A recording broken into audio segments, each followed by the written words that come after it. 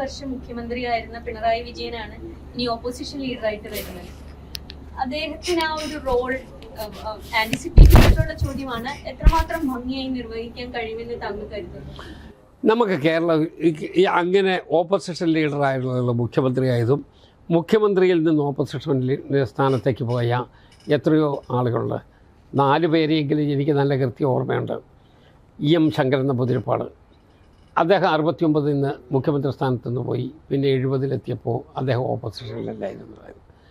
അതിനുശേഷം ശ്രീ ഇ.കെ. നായനാർ, അദ്ദേഹം മുഖ്യമന്ത്രിയായി. പിന്നീട് അദ്ദേഹം പ്രതിപക്ഷത്തേക്കല്ല പോയത്.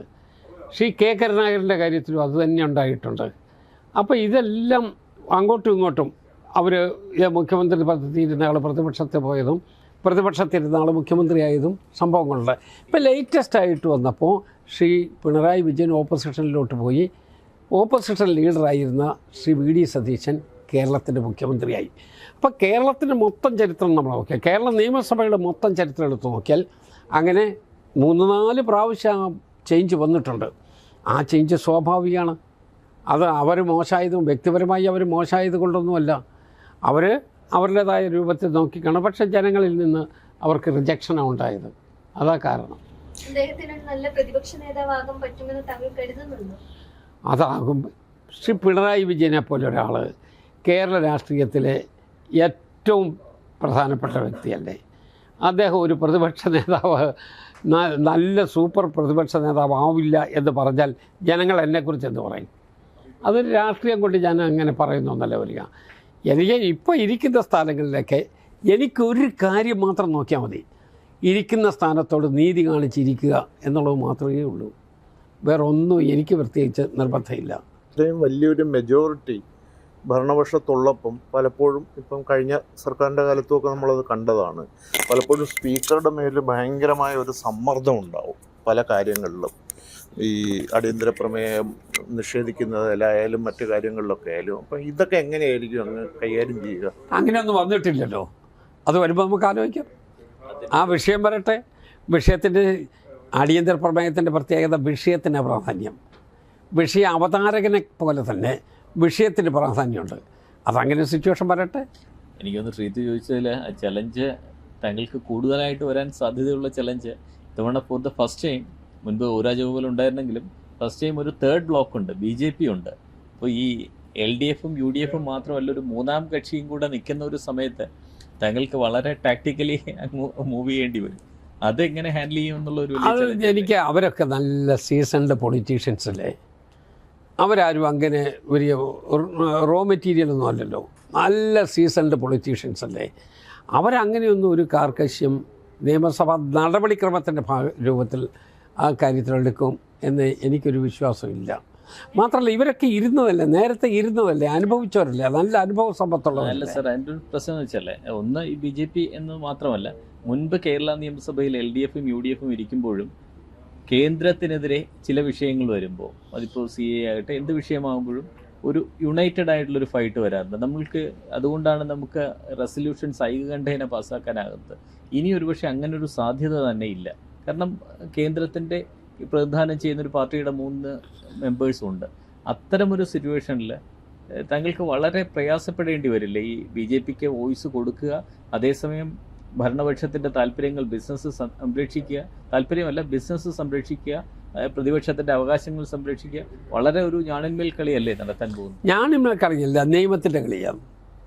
ആ നിയമം അനുസരിച്ച് എങ്ങനെ പോകാൻ പറ്റുമോ ആ രൂപത്തിൽ തന്നെ പോകും. നമ്മളെ ഏറ്റവും വലിയ ആധാരശില റൂൾ ബുക്കാണ്. അത് വ്യാഖ്യാനിക്കുന്നതിലെ ഏറ്റവും അവസാനത്തെ, അതിലെ ഏറ്റവും പ്രധാനപ്പെട്ട ലാസ്റ്റ് വേർഡ് സ്പീക്കറിൻ്റെതുമാണ്. അപ്പോൾ അതുകൊണ്ട് ആ നിയമപരമായ രൂപത്തിലുള്ള നമുക്ക് മുന്നോട്ട് പോകാൻ പറ്റും. അതിനെ ചോദ്യം ചെയ്യാൻ സാധ്യതയില്ല എന്ന് തന്നെയാണ് ഞാൻ അനുമാനിക്കുന്നത്. അല്ലെങ്കിൽ തന്നെ വരാൻ പോകുന്ന ഒരു കാര്യത്തെക്കുറിച്ച് മുൻകൂട്ടി നമ്മൾ ഇതൊക്കെ ഇങ്ങനെയാണ് എന്ന് കരുതേണ്ട കാര്യമില്ലല്ലോ. അത് വരട്ടെ, വരുമ്പോൾ ആ രൂപത്തിൽ ഒരു ഭംഗിയായിട്ട് നിറവേറ്റാൻ കഴിയണം. അന്ന് ആഭ്യന്തരമന്ത്രിയായിരുന്ന കാലത്ത് ഒരു കാര്യം കൂടി ചോദിക്കുകയാണ്.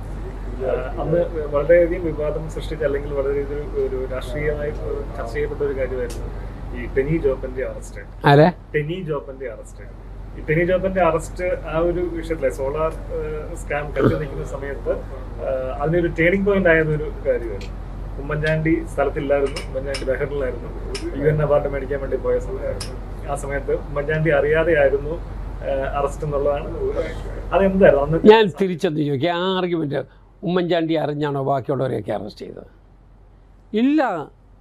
ഉമ്മൻചാണ്ടി അതിന് പൂർണ്ണമായി എന്നെ കോൺഫിഡൻസ് എടുത്തുകൊണ്ടല്ലേ പോകുന്നത്. ഈ ചോദിക്കുന്നതിൻ്റെ മറുവശമുണ്ട്. അതിൻ്റെ അർത്ഥം ഞാൻ ഉമ്മൻചാണ്ടി അറിയാതെ അറസ്റ്റ് ചെയ്തു എന്ന് പറഞ്ഞാൽ ബാക്കിയുള്ളവരെയൊക്കെ ഉമ്മൻചാണ്ടി അറിഞ്ഞിട്ട് അറസ്റ്റ് ചെയ്തതാണ്. ഉമ്മൻചാണ്ടി അങ്ങനെ ഇടപെടുമോ? ഇടപെടില്ല. ഉമ്മൻചാണ്ടിയുടെ ഒരു നന്മയെയും അദ്ദേഹത്തിൻ്റെ സൽസ്വഭാവത്തെ ക്വസ്റ്റ്യൻ ചെയ്യാൻ ഞാനില്ല. ടെനി ജോൺസനെ നമ്മൾ നടപടിയെടുത്തപ്പോൾ എന്താ പിന്നെ അത് കോടതിയിലൊന്നും പോകാതിരുന്നു?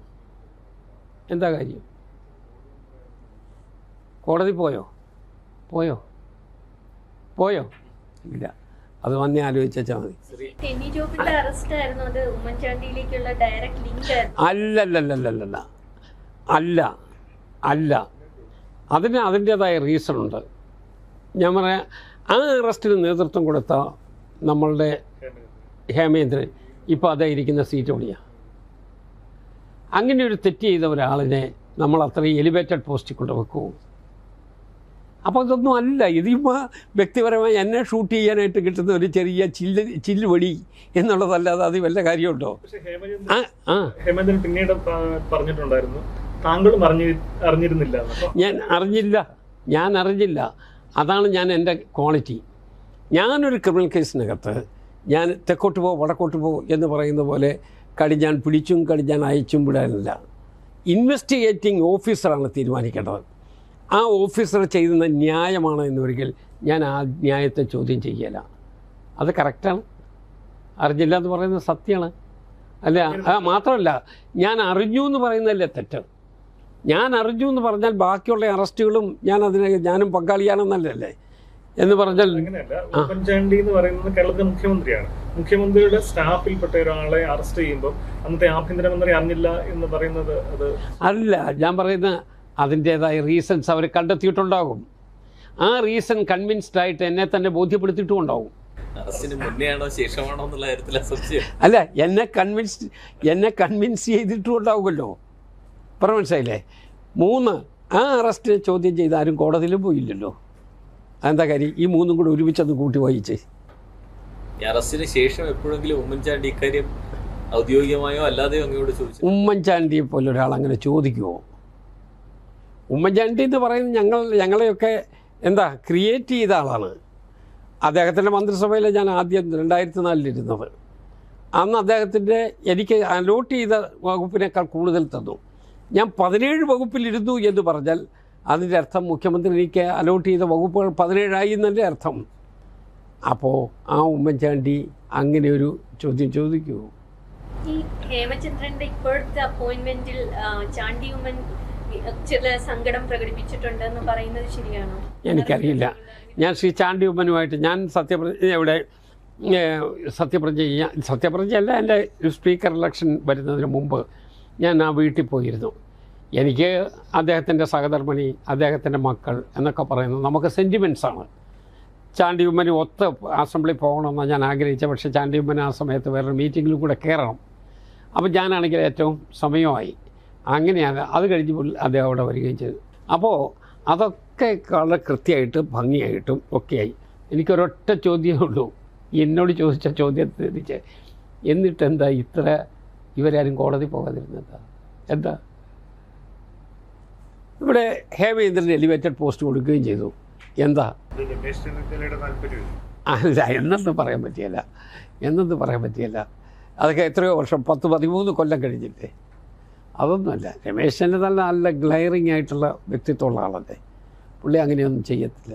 ഒരു രാഷ്ട്രീയ ചോദ്യം കൂടി ചോദിച്ചിട്ട്, താങ്കളുടെ ഒരു രാഷ്ട്രീയ വളർച്ച കോൺഗ്രസിൽ ഏറ്റവും ഗ്രൂപ്പിസം കത്തി നിൽക്കുന്ന ഒരു സമയമാണ്. ഈ ഗ്രൂപ്പ് എന്ന് പറഞ്ഞാൽ വളരെയധികം നേരിട്ട യുദ്ധം എന്ന് പറയുന്ന രീതിയിൽ ഉണ്ടായിരുന്ന സമയത്താണ് താങ്കളുടെ ഒരു ഗ്രോത്ത് ട്രാജക്ടറി നോക്കുമ്പോൾ. ഇപ്പോൾ കോൺഗ്രസിൽ ഗ്രൂപ്പില്ല എന്നാണ് പറയുന്നത്.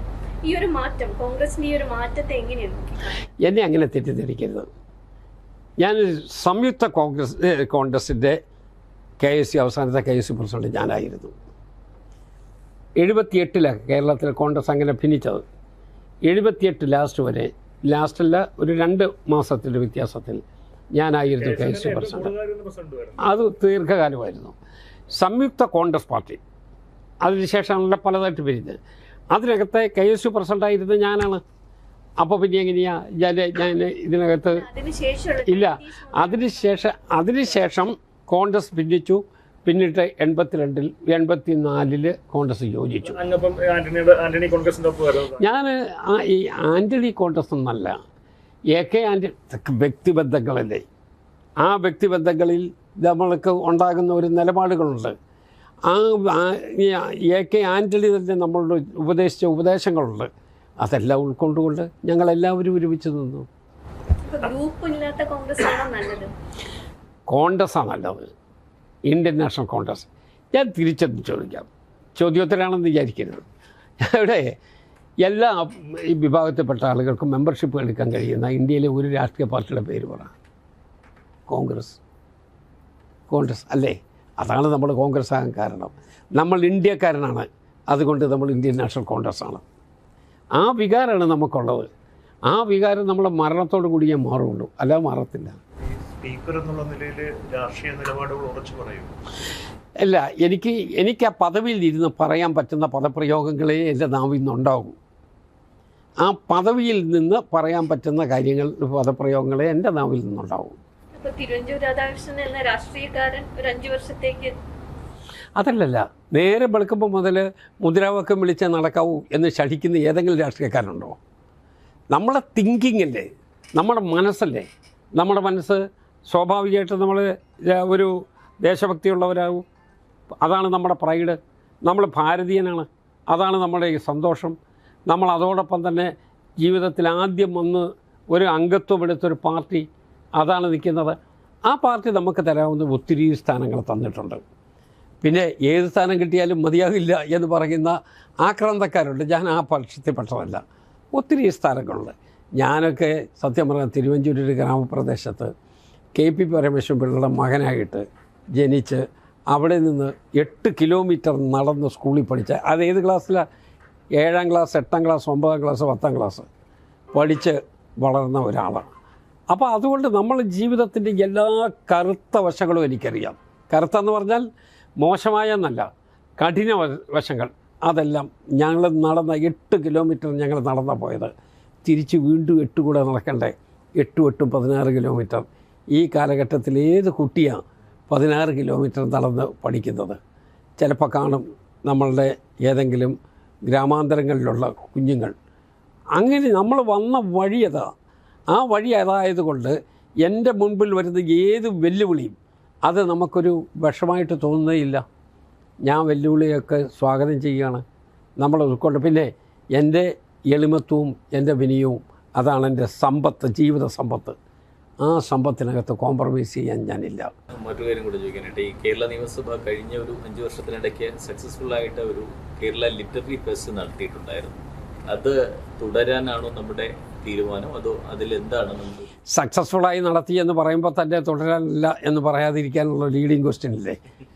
അതുകൊണ്ട് ഞാനതിന് വാദത്തിന് വേണ്ടി, ഒരു രസത്തിന് വേണ്ടി ചോദിച്ചിട്ടുണ്ട്. അത് വരട്ടെ, ആലോചിക്കാം. ഏതൊക്കെ പദ്ധതികളെ നടത്താൻ പറ്റുക, അതിന് ഫിനാൻഷ്യൽ സാങ്ഷൻസ് ഉണ്ടോ, അതിന് നമുക്കുള്ള ഇൻപുട്ട് എന്താണ്, അതൊക്കെ നമ്മൾ നോക്കും. അല്ല, നമുക്ക് അതെല്ലാം കൂടെ നോക്കി നമുക്കതിനകത്ത് പ്രാക്ടിക്കലായിട്ടുള്ള വശങ്ങൾ, അതല്ലാതെ പറ്റിയല്ലോ. വേറെ നേരത്തെ തുടങ്ങിപ്പോയി അതുകൊണ്ട് ഞങ്ങൾ നിർത്തില്ല എന്നൊരു ശാഠ്യം പിടിക്കാൻ പറ്റിയല്ലോ.